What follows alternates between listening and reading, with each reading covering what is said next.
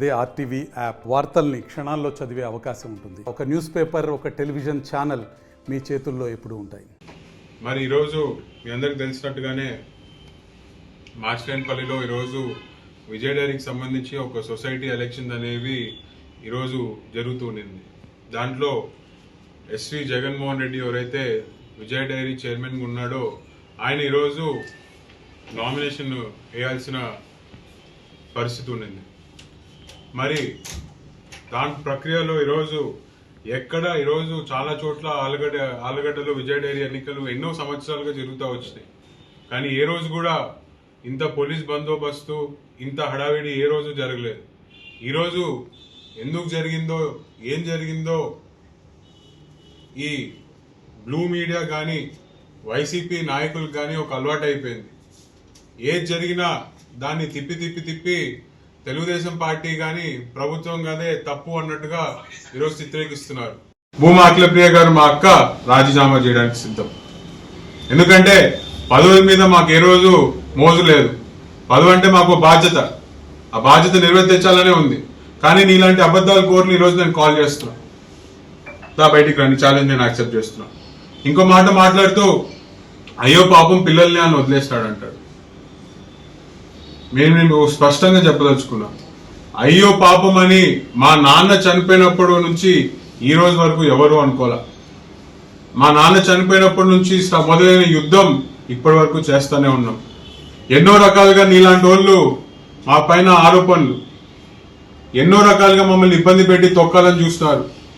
కానీ ఏ రోజు మేము వెన్ను చూపలేదు, నిజాయితీగా పోరాడడం. కాబట్టి ఈరోజు ఆలగడ్డ ప్రజలు మమ్మల్ని నమ్మి ఈరోజు ఓటేశారు. అయ్యో పాపం అని నువ్వు అనుకోవడం కాదు. ఈరోజు నువ్వు చేస్తున్న అవినీతి కార్యక్రమాల మీద మేము ముందరికి వస్తే నువ్వు మా ఇంట్లో ఆడోళ్లతో పెద్దోళ్ళతో మాకు ఫోన్ చేయించి మనమంతా ఒకటి నువ్వు చేపిస్తావు. ఇదే అయ్యో పాపం కాదని మేము అనుకుంటే నీవి చాలా ఉన్నాయి.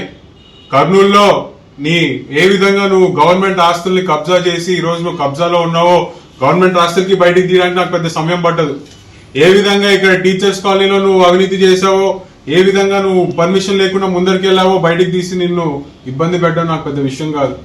నీ నడుస్తున్న గోడౌన్లు కూడా ఫైర్ పర్మిషన్ లేకుండా నడిపిస్తున్నావు, దానిని కూడా బయటికి తీయడం పెద్ద విషయం కాదు. కానీ నాది కానిది ఏది నాకు వద్దు. నాదనుకున్న దానికోసం చివరి దాకా పోరాడతాను. అది విజయ డైరీ చైర్మన్ నాకు వచ్చినా రాకపోయినా లాస్ట్ వరకు ఖచ్చితంగా పోరాడతాము. గెలుస్తామో ఓడుతామో అది దేవుడి నిర్ణయం.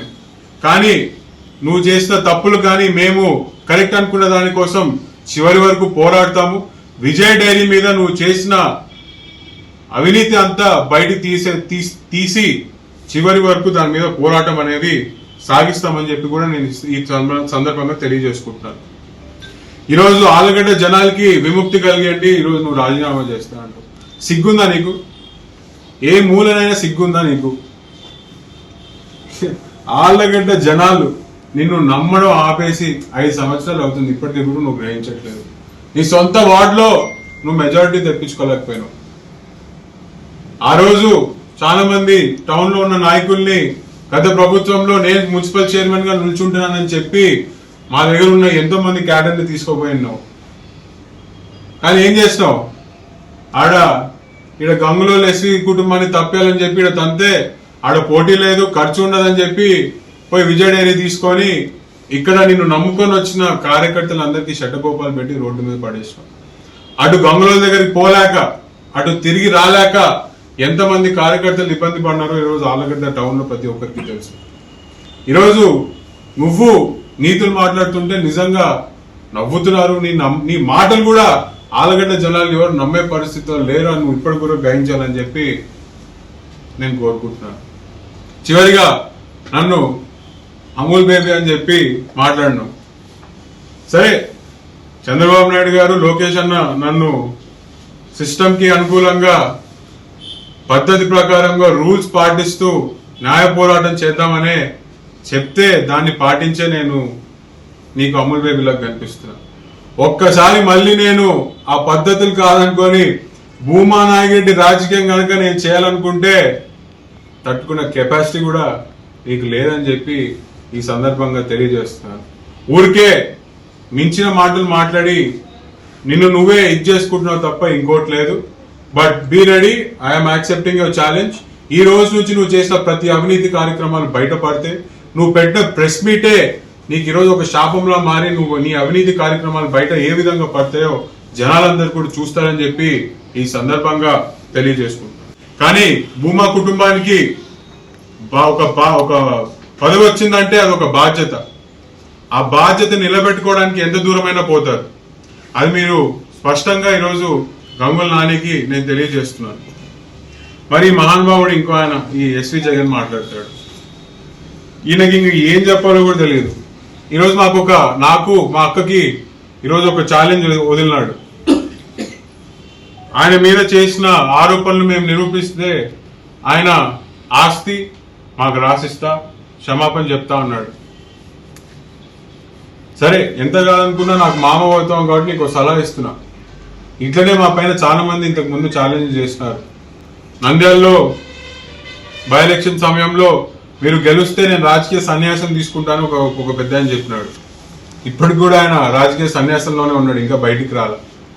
ఒకసారి మాతో ఛాలెంజ్ చేసేటప్పుడు ఆలోచించుకొని ఛాలెంజ్. ఎందుకు అంటే మేము ఒక మాట మాట్లాడినామంటే దాని వెనకిల ఆరోపణలు, దాని వెనకిల ప్రూఫ్స్ లేకుండా మేము ఏ రోజు మాట్లాడడం, దాని వెనక నిజం లేకపోతే మా నోటి నుంచి బయటికి రాదు. కానీ ఈరోజు మేము ఛాలెంజ్ చేసావు నువ్వు, నేను యాక్సెప్ట్ చేస్తున్నాను ఈ challenge. I'm accepting your challenge. నీ పైన చేస్తున్న ఈరోజు మీ బోర్డు డైరెక్టర్ చేస్తున్న అవినీతులు కానీ, నువ్వు చేస్తున్న అవినీతులు కానీ ప్రతిదీ బయటికి తీస్తా. మీరు ఏమేమి తప్పులు చేస్తారో బయటికి తీస్తా. గవర్నమెంట్ ఆస్తులు ఎలా కొట్టేస్తారో బయటికి తీస్తా, నిరూపిస్తా. నువ్వు చైర్మన్ గా రాజీనామా చేయడమే కాకుండా నీ వల్ల ఇబ్బంది పడిన సొసైటీ డైరెక్టర్లు కానీ, ప్రెసిడెంట్లు కానీ, డైరీ ఎంప్లాయీస్ కానీ క్షమాపణ చెప్పాలా. క్షమాపణ ఒకటి, ఇంకోటి ఆస్తి రాసిస్తా అన్నావు. నీ సగం అన్ని గవర్నమెంట్ ఆస్తులే ఉంటాయి దాంట్లో. నాకు నీ ఆస్తులతో పనుల. నీ ఆస్తి ఏమైతే ఉందో నువ్వు నిష్కారణంగా సస్పెండ్ చేసిన ప్రెసిడెంట్లకు రాసి, నిష్కారణంగా సస్పెండ్ చేసిన డైరెక్టర్లకి రాసి, నీ వల్ల ఎన్నో రకాలుగా ఇబ్బందులు పడుతున్న విజయ్ డైరీ ఎంప్లాయీస్ కి నీ ఆస్తి రాసి, నీ ఛాలెంజ్ నేను ఈరోజు యాక్సెప్ట్ చేస్తున్నాను. మరిన్ని వీడియోస్ కోసం ఛానల్ ని సబ్స్క్రైబ్ చేయండి. లేటెస్ట్ అప్డేట్స్ కోసం వాట్సాప్ ఛానల్ ని ఫాలో చేయండి. అండ్ లింక్ డిస్క్రిప్షన్ లో ఉంది.